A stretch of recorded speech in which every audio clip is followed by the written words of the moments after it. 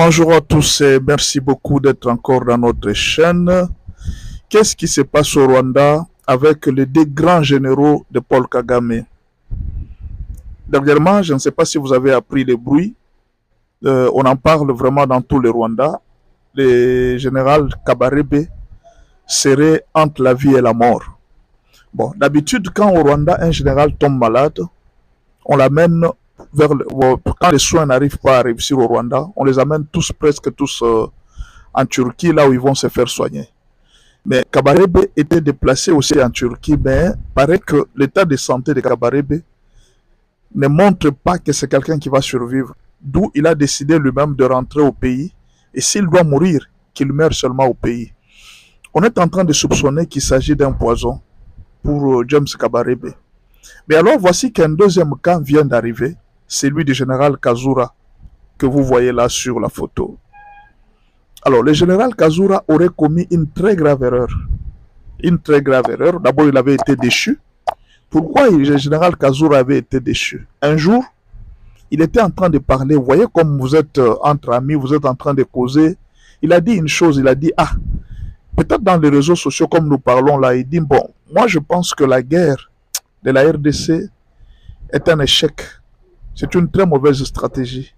Pour cette guerre-là, je pense que c'est une perte inutile qu'on est en train de faire. Cet audio aurait été enregistré par ses proches qu'il considérait comme des amis. Et ces gens ont transmis l'audio jusqu'à Paul Kagame. Dès que l'audio est arrivé à Paul Kagame, que le général Kazura ait dit que la guerre en RDC, c'est une mauvaise stratégie pour le Rwanda et ça amène le Rwanda dans le chaos. En tout cas, cet audio n'avait pas été apprécié par Paul Kagame.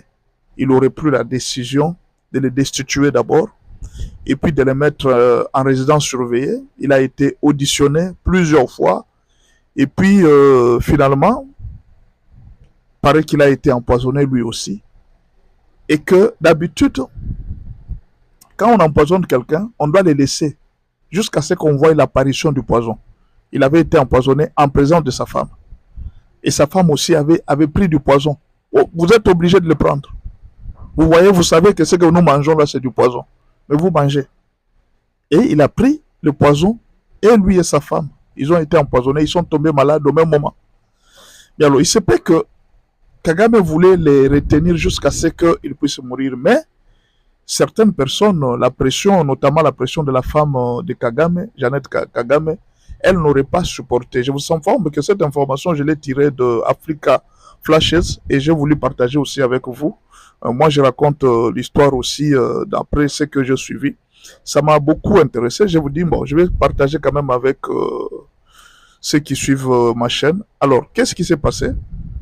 Il se peut que monsieur, avec l'intervention de Jeannette Kagame, au lieu d'attendre que le poison puisse aller de l'avant, puisse aller détruire totalement le corps, monsieur a été quand même dégagé vers la Turquie où il se trouve présentement.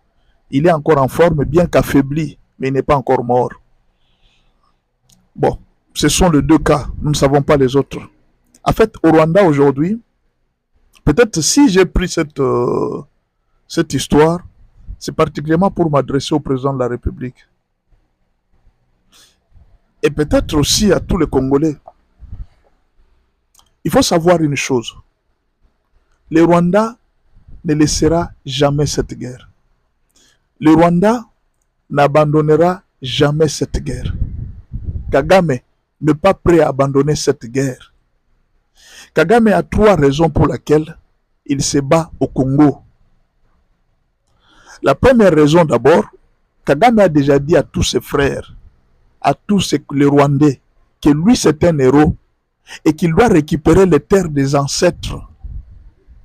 Le Massissi, c'est la terre des ancêtres. Il doit récupérer ça pour les Rwandais. Et alors, quand vous voyez les Rwandais l'acclamer, c'est parce qu'on trouve en lui un héros. La deuxième raison, les finances du Rwanda, toute la prospérité du Rwanda repose sur l'or, le coltan de la RDC. C'est-à-dire sans coltan, sans or de la RDC, c'est comme le moustique qui vit du sang. C'est-à-dire Kagame est comme un moustique qui suce le sang du Congo. C'est-à-dire sans le sang, Kagame ne peut pas vivre. Kagame ne peut pas apparaître. Et alors, il préfère, lui, faire tout.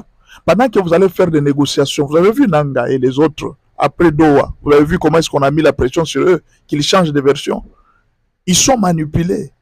Donc, devant Kagame, même Kabila tremble, même Nanga tremble, tout le monde, même Makenga, quand on apprend seulement que Kagame a appris ça, tout le monde tremble.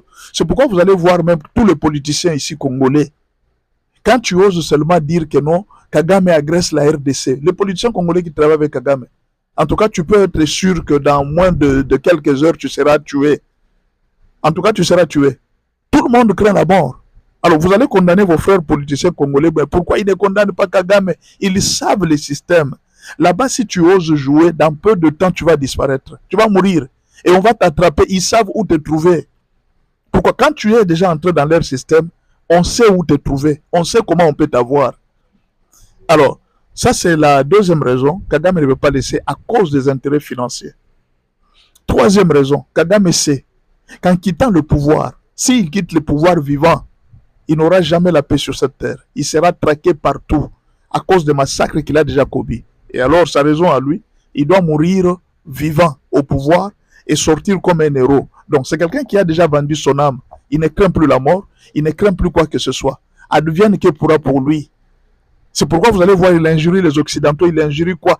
Il est là comme quelqu'un qui s'est déjà dit que moi, je n'abandonnerai jamais le pouvoir. Quel que soit ce qu'on va faire, je n'abandonnerai, à moins qu'on vienne me tuer sur ma chaise de pouvoir.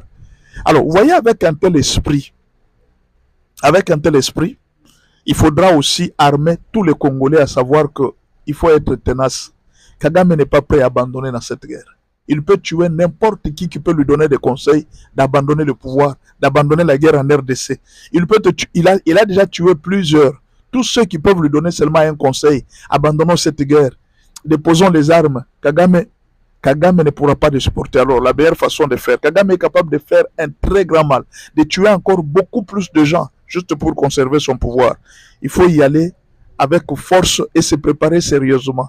Je crois que beaucoup de Congolais, c'est vrai, aujourd'hui, beaucoup de gens sont en train d'insulter Félix. Oh non, il n'a rien fait. Vous voyez les effets. Si le général Kazura et les autres sont aujourd'hui tués, c'est à cause de ce qu'ils ont vu au pays. Ils ont remarqué que Félix a tenu tête. Mes frères, peut-être vous ne le savez pas. Dans toute l'Afrique centrale, il n'y a aucun président qui tenait tête à Kagame. Kagame, c'était l'allié sûr des Occidentaux, des Américains.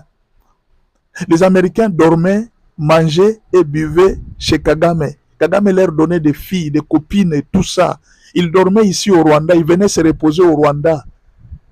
C'était un lieu de repos pour eux. Et Kagame sait ce qu'il était en train de faire. Il n'y a personne qui pouvait bouger en Afrique centrale. Peut-être que vous allez condamner Joseph Kabila. Oh non, il avait été faible, il avait été négocié. Non, mes frères, mettez-vous à la place de Joseph Kabila. Qu'est-ce qu'il pouvait faire? Tous les pays de l'Afrique centrale tremblaient devant Kagame. Si aujourd'hui Félix a réussi, oui, bien sûr, ce n'est pas seulement grâce à Félix parce qu'il est fort, mais c'est surtout aussi grâce à Dieu, grâce aux prières des enfants de Dieu et grâce à tous les patriotes comme les Wazalendo et les autres qui ont permis à Félix Tshisekedi d'être debout. Mais il faut dire quand même que ce n'était pas facile. Regardez jusqu'à ce jour, malgré que nous sommes 120 millions d'habitants, ça fait combien de temps que nous sommes en train de nous battre contre Kagame, mais il est toujours en train de résister. C'est-à-dire même Félix n'allait pas résister facilement. Dieu merci qu'il a mis sur son chemin des gens comme de Wazalendo, il a mis une armée numérique très puissante, un peuple congolais très éveillé. Aujourd'hui, le peuple s'est levé partout, en Europe, partout. En tout cas, il faut dire que cette victoire de Félix, c'est parce qu'il a été accompagné par le peuple. C'est pourquoi nous disons aux gens de l'IDPS qui ne se glorifient pas seulement de Félix pour dire que le pouvoir leur appartient. Le pouvoir appartient à tout le peuple, le pouvoir appartient aux Wazalendo, le pouvoir appartient à tous les Congolais qui se sont battus corps et âme sur les réseaux sociaux, jour et nuit, en train de se battre, en train de répondre, Ils ont même risqué aussi leur vie. Donc, une façon de dire que Félix a fait très mal à Kagame. Félix a voyagé dans le monde entier, ce n'est pas un problème. Il a voyagé, mais il nous a apporté beaucoup de résultats. Aujourd'hui, si Kagame s'est arrêté net à Uvira, il ne s'est pas avancé. C'est aussi grâce au voyage de Félix Tshisekedi. Il a utilisé beaucoup trop de diplomatie. C'est pourquoi les Américains ont freiné les avancées de Kagame. Sinon, avec cette trahison des politiciens congolais et des Rwandais qui étaient dans notre armée, même le gouvernement Félix serait déjà tombé. Donc, dire que Félix a voyagé pour rien, je pense que vous ne maîtrisez pas la politique du Congo. En tout cas, merci beaucoup.